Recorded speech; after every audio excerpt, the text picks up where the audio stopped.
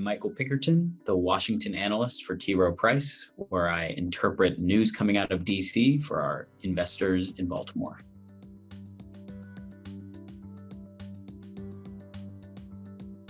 We're probably looking at a fiscal drag over the next 2 years. What that means is fiscal spending will be a net negative for US economic growth, as the bill put 1 percentage point caps on spending growth for the next 2 years, which is expected to be under the level of inflation and substantially lower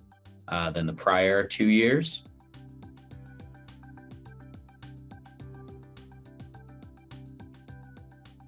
I think this debt ceiling fight actually lays a marker in the ground that we could see a productive Congress between President Biden and Speaker McCarthy, where both sides see some incentives to get big deals done, both President Biden, who'd like to look productive and be reelected, and Republicans who want to have some issues to go home to and say, we did this as the new House majority, now you should elect a president and another House and Senate majority in 2024. So I think politically it creates an environment of compromise, and I think that's sort of underappreciated by a lot of Washington analysts and the market as a result of this deal.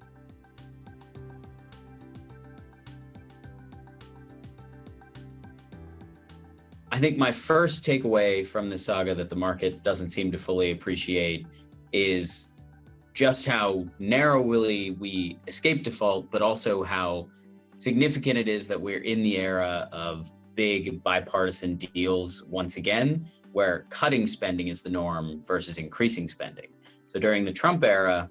typically you had a president who would propose budget cuts, but then at the end of negotiations, you would still see substantial budget increases because that was sort of the compromise that could be had between Democrats and Republicans in the 2017 era.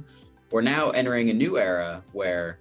you'll probably see those compromise spending bill agreements come to close to 1 or 2% spending increases or outright spending cuts. So we're entering sort of a new era of modest spending growth and potentially modest austerity as well.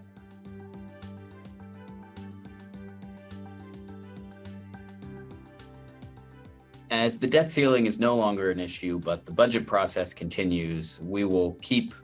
all of our clients informed as issues in DC arise.